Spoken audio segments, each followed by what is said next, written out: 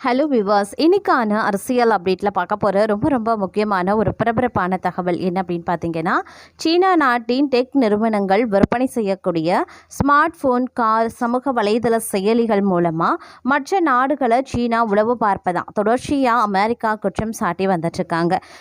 மீண்டும் ட்ரம்ப் இந்த மாதிரி சீனாவை சீண்டக்கூடிய வகையிலேயே ட்ரம்ப் அவர்கள் பேசி வருவது உலக நாடுகள் மத்தியில் அதிர்வலைகளை ஏற்படுத்தியிருக்கிறது.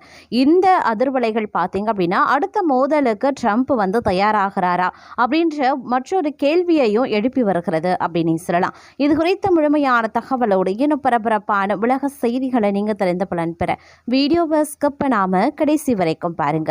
வீடியோக்குள்ள போகிறதுக்கு முன்னாடி இது வரைக்கும் நீங்க நம்ம சேனலை சப்ஸ்கிரைப் பண்ணல அப்படின்னா உடனே சப்ஸ்கிரைப் பண்ணிக்கோங்க.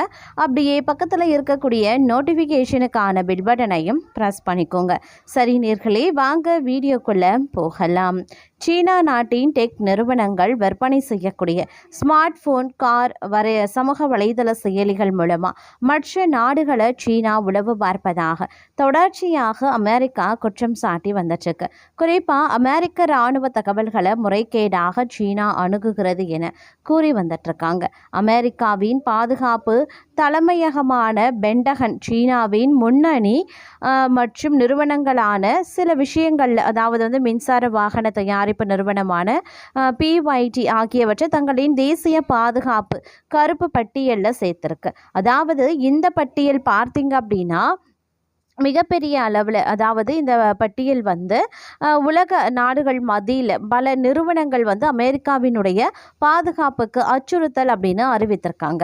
இந்த நிறுவனங்கள் நேரடியாகவோ அல்லது மறைமுகமாகவோ சீனாவின் இராணுவத்திற்கு உதவி செய்வதாக அமெரிக்கா குற்றம் சாட்டியிருந்தது. சீனா தனியார் நிறுவனங்கள் தங்களின் தொழில்நுட்பங்களை சீன இராணுவத்துடன் பகிர்ந்து கொள்வது கட்டாயம் என்ற கொள்கை இருப்பதை சுட்டிக்காட்டியிருக்கக்கூடிய பென்டகன் அமெரிக்காவில் செயல்படும் பெரிய சீன நிறுவனங்கள் மூலமா தங்களுக்கு பாதுகாப்பு அச்சுறுத்தல் இருப்பதாக கூறுகிறது. ஈரான் போரை வைத்து இந்தியாவிடம் பெரிய பிசினஸ் செய்த அமெரிக்க நிறுவனங்கள் பென்டகனின் 1260 ஹஜ் கருப்பு பட்டியலில் ஏற்கனவே 130 சீன நிறுவனங்கள் இருந்த நிலையில் தற்போது இந்த எண்ணிக்கை 188 அதிகரித்துள்ளது. கடந்த 2025 சேர்க்கப்பட்ட டென்சென்ட் நிறுவனமும் இந்த பட்டியலில் தொடர்கிறது.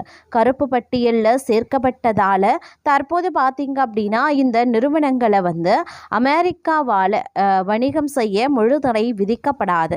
ஆனால் இந்த நிறுவனங்கள் அமெரிக்க இராணுவத்துடனோ அல்லது அந்நாட்டு அரசிடமோ எந்த ஒரு ஒப்பந்தமும் செய்ய முடியாது. அதே போல அமெரிக்காவின் கூட்டாட்சி ஆராய்ச்சி நிதிகளையும் இவர்கள் பெற முடியாது. பென்டகனின் இந்த நடவடிக்கைக்கு அமெரிக்காவில் இருக்கக்கூடிய சீன தூதரகம் எதிர்ப்பு தெரிவித்திருக்காங்க.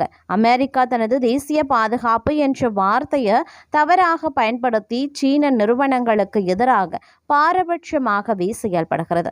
சீன நிறுவனங்கள் தாங்கள் வணிகம் செய்யும் நாடுகளின் சட்டத்திட்டங்களுக்கு உட்பட்டே செயல்படுகின்றன. அமெரிக்கா இந்த தவறான போக்கை கைவிட வேண்டும் என கூறியிருக்காங்க. 2016 ரூபாய் 15,000 வாங்கப்பட்ட தங்கத்தின் இப்போதைய மதிப்பு என்ன? அமெரிக்க சீன அதிபர்களின் சந்திப்பு அண்மையில் தான் நடந்தது. அதன் பின்னரும் செயற்கை நுண்ணறிவு, அதிநவீன தொழில்நுட்பம் ஆகிய பிரிவில் இரு நாடுகளுக்கும் இடையே நிலவக்கூடிய பனிப்போர் ஓயவில்லை என்பதையே பென்டகனின் இந்த நடவடிக்கை காட்டுகிறது. ஏற்கனவே சீனாவுக்கும் அமெரிக்காவுக்கும் இடையே மறைமுக வர்த்தக மோதல் நீடித்து வந்துட்டிருக்கு. தொழில்நுட்ப பிரிவில் இரு நாட்டு நிறுவனங்களும் இடையே கடும் போட்டி காணப்பட்டு வருகிறது. இந்த சூழ்நிலையில தான் ட்ரம்ப் அண்மையில் பெரும் தொழிலதிபர் படையுடன் சீனா சென்றிருக்கிறார். இத்துடன் பிரச்சனை முடியும் என எதிர்பார்க்கப்பட்ட நிலையில் எதுவுமே மாறவில்லை என்பதையே இந்த நடவடிக்கை உணர்த்துகிறது அப்படின்னு சொல்லிட்டு வராங்க. அது மட்டும் இல்லாமல் தற்போதைய நிலவரத்தின்படி பார்க்கும்போது அமெரிக்காவின் தங்கி பணியாற்றுவதற்காக குறிப்பிட்ட துறைகளில் நிபுணத்துவம் பெற்று வெளிநாட்டு திறமையாளர்களுக்கு வழங்கப்படும் தற்காலிக பணி அனுமதி தான் H-1B விசா ஆகும். 1990 ஆண்டு அறிமுகப்படுத்தப்பட்ட இந்த விசா மூலமாக ஒரு நபர் அமெரிக்காவில் 3 ஆண்டுகள் வரை சட்டப்பூர்வமாக வேலை செய்ய முடியும். இதற்கான டிமாண்ட் சர்வதேச அளவில் அதிகமாக இருக்கிறதுனால கம்ப்யூட்டர் குழுக்கள் முறையில் தகுதியானவர்கள் தேர்வு செய்யப்பட்டு வந்தனர். ஆனால் அமெரிக்க அதிபராக 2வது முறை பொறுப்பேற்ற டொனால்ட் ட்ரம்ப் கடந்த ஆண்டு செப்டம்பர் மாதம் இந்த விசாவுக்கான கட்டணத்தை அதிரடியாக $1,00,000 இந்திய மதிப்பில் சுமார் ரூபாய் 84 லட்சம் ரூபாய் முதல் 96 லட்சம் வரை உயர்த்திவிட்டார். அத்துடன் வெளிநாட்டவர்கள் உள்ளே வருவதை கட்டுப்படுத்த விசா தேர்வு முறைகளையும் பல்வேறு கடுமையான மாற்றங்களையும் கொண்டு வந்தார். ட்ரம்பின் இந்த அறிவிப்புக்கு முன்பு வரை வெளிநாட்டு ஊழியர்களை வேலைக்கு அமர்த்த விரும்பிய அமெரிக்க நிறுவனங்கள் விசா கட்டணமா பல்வேறு காரணிகளின் அடிப்படையில் 2000 முதல் 5000 வரை மட்டுமே செலுத்தி வந்தன. இதை அடுத்து விசா கட்டணம் முறையடியாக $1,00,000 உயர்த்தப்பட்டதால் நிறுவனங்கள் புதிய ஊழியர்களை தேர்ந்தெடுக்க தயங்கி இருக்காங்க. இதனால விசா விண்ணப்பங்களின் எண்ணிக்கை மிக கடுமையாகவே சரிந்தது. பிப்ரவரி 15ஆம் தேதி நிலவரப்படி வெறும் 85 பேர் மட்டுமே இந்த புதிய கட்டணத்தை செலுத்தியிருந்ததாக அமெரிக்க குடியுரிமை மற்றும் குடிவரவு சேவைகள் அமைப்பு தெரிவித்திருந்தது. இந்த அதிரடி கட்டண உயர்வை எதிர்த்து ஜனநாயக கட்சியை சேர்ந்த மாநில அரசு வழக்கறிஞர்கள் 20 பேர் நீதிமன்றத்தில் வழக்கு தொடர்ந்தனர். இந்நிலையில் H-1B விசாக்களுக்கான புதிய கட்டணத்தை அமெரிக்க பெடரல் நீதிமன்றம் அதிரடியாக ரத்து செய்துள்ளது.